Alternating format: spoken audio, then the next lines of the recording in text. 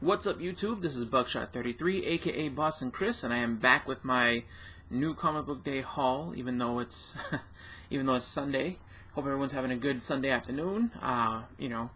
Just taking it easy before we head back to work tomorrow. Gonna get directly into the books that we have. Picked up a few different ones, and I'm gonna start off with Reborn #2. This actually is a pretty cool book. I like this series a lot. Only 2 issues in, so it's not like it's, been ongoing for a long time, but the art is really good. The story is pretty cool so far. There's a lot of really just big twists. I like where they're going with it, where basically the story is the woman, so the main character initially in the first issue is on her deathbed in the hospital dying, and she basically is transported into this alternate universe where that basically is her real world, where she already grew up and everything, but she doesn't have a lot of memory of what's going on because she's been gone for such a long time. And then they bring her back to that universe, and she's just kind of getting to know everything. So it's kind of like a story of everybody in the universe knows what's going on except for her, and it's pretty cool. Like, I like how there's all this new self-discovery that's going on as far as what's going on within the timeline and everything like that, and they still bring back elements of her old life in this. And one of them that I thought was pretty cool is a new enemy in this book for her, I guess, ends up becoming her old cat. And he's kind of just upset with her because of the fact that she got him neutered. So I think that's pretty cool. I like that they're kind of taking, I guess, the real world element and putting it into the comics, but in a different way that you wouldn't expect. I feel like, honestly and truly, somewhere along the line, just someone decided to put a bunch of their real life into a story and make it really obscure. It's written by Mark Miller or Mark Millar. I usually call him Millar just because that's just how I pronounce it, because his name is very similar to Kevin Millar, former Red Sox player. But he has really, the way he writes stories and how he does them, they're really obscure, they're really cool, there's always some type of really just different twist to them. He's the guy behind Kick-Ass, he's the guy behind Wanted, the original Wanted series. And, if you've never read that comic, if you've only seen the movie, it's not the same. A lot of similarities, but the comic is so much better. But, Mark Millar has a lot of really, really just cool stuff. So I would encourage anybody who is looking for something a little different, who's looking for just really well-written stories, and a lot of them are drawn real well as well. You got Greg Capullo on this one.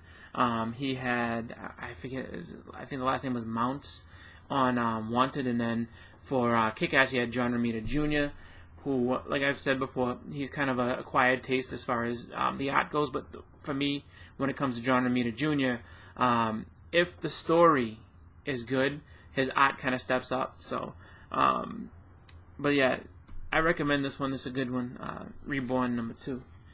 I will say this much: I'm not a fan of this cover. I think that this cover being what it is, even though it's Greg Capullo art, and it's done really well, I just feel like this is kind of a waste of a cover. I think you could do so much more with it, but there's variants out there if you like, the variant covers instead.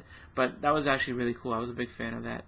Next up, we have Spider-Man Deadpool #11, and this one is guest starring Penn and Teller. And like the rest of this series, it's just really weird and over the top, and just it's funny. It's a funny book. The one thing that kind of disappoints me though is just that when the book initially started, it was Ed McGuinness and Joe Kelly that were on this, and they keep having a lot of guest artists come through. Like McGuinness and Kelly will do a few issues, and then they kind of just go away. The art in this one, it's okay. That's the rough part with this series, is that when you go from Ed McGuinness's art, which is really, really nice, I enjoy it, at least in my opinion, it's really nice, and then you go over to somebody else who's not as good as Ed McGuinness, it doesn't have the same appeal. But just collecting the run, so I have it. But I hope they go back to just that Joe Kelly run, Joe Kelly and Ed McGuinness run. what I will say too, honestly, is you know, I think when their run is over with this book, I'm probably gonna stop collecting it just because I really do like when the art is just really nice, by them too. But if it's not gonna stay with them, if it's just gonna transition over to somebody else and it doesn't catch my eye, tossing it to the side. Next we have Batman number 11. This is the part 3 of I Am Suicide. This is really good. I really like this story. He basically puts together his own little Suicide Squad to confront Bane, and just really strong story. I like this one so far, and it's got some twists and turns that you wouldn't expect. Definitely a good book to pick up.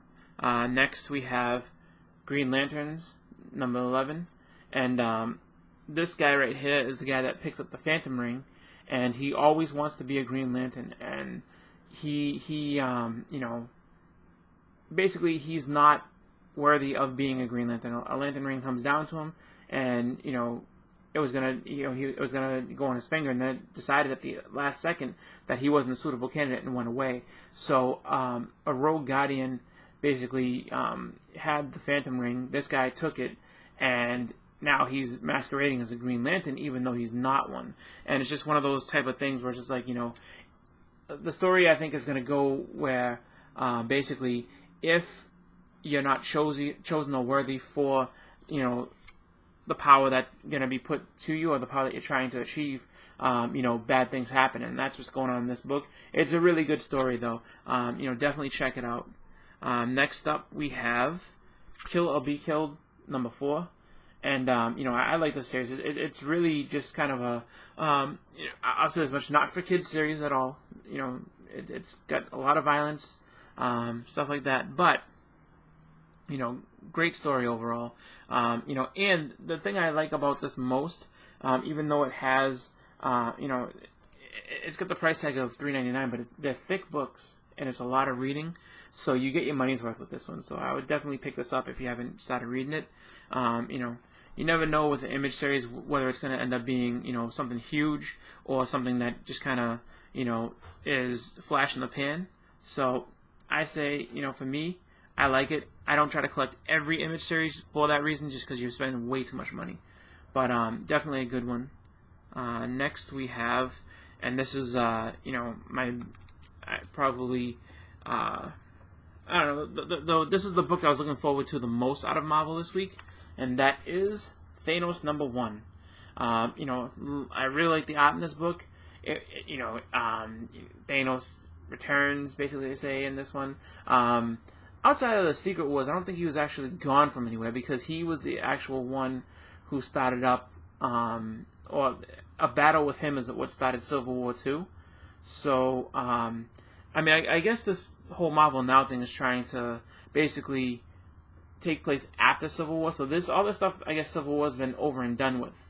And because the series hasn't finished yet, we, I guess, aren't clued into the actual events, but we're kind of reading the aftermath before we know what happened first. But very good book. Definitely a fan of this.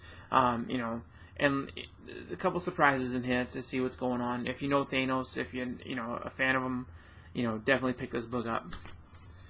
Next we have Old Man Logan number 13. This is the I don't know if this is the last part of the Last Ronin, but I am enjoying this book. I think it's really good.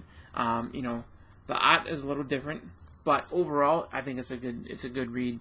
I'm having some fun with this. Little bit, what would I say? I would say this is a little bit, I don't know, I guess I'd rate this probably PG-13 if you're looking for kids. It gets kind of gory, but nothing too, over the top of disgusting. So, definitely a good pickup. Next we have the Amazing Spider-Man number 21.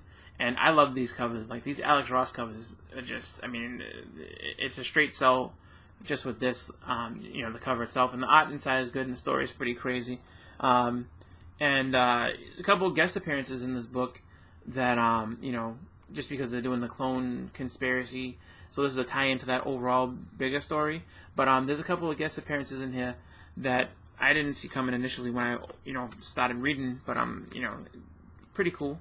So definitely a good series to read. And then plus that Alex Ross cover art is really, really nice. Finally, last book for this pickup for this haul is He-Man Thundercats #2. This is actually been a really just different story as far as what I was expecting. I didn't really know how they're going to bridge the two worlds together with the Thundercats and Eternia and He-Man and Skeletor and all that, but they're doing a pretty good job with it, and it's definitely taken some different turns and twists as far as what I guess initially thought. I didn't really have too much of an expectation. I really didn't know how they'd branch them together, so I think that's why I like it as much as I do, because it's just one of those things. It's a limited series, so #2 is 6. So I figure, being that it's limited, it should be just kind of a fun one. There's going to be a lot of, I think, I don't know if they're going to have both stay within DC for a long time or anything like that, but I feel like they're going to have some pretty significant things happen here and there. I don't think it's anything that won't be able to be rewritten down the road, but for the most part, I think it's going to end up with some pretty good storytelling and some really cool art. So definitely a good series to pick up if you haven't yet. But that's my haul for this weekend. So everybody, thank you guys for watching. Please comment, like, and subscribe. Stay tuned for other videos I have coming up. From some mail calls and things like that. If this is your first video, I haven't seen this in a while, but if this is your first video and you're checking me out for the first time, go back, check out some of my other videos if you like what you see. And everybody have a great weekend. Everybody have a great week as we head into Thanksgiving. Hopefully everybody's getting together with their family and gonna have some good food and good times. So everybody have some good time with that. If you go on Black Friday shopping, just I guess be careful, be safe, just because I don't know how the crowds can get and how everybody's just gets all crazy trying to get those sales. But everybody have just a great week. Again, this is Buckshot 33, aka Boston Chris. I'm out.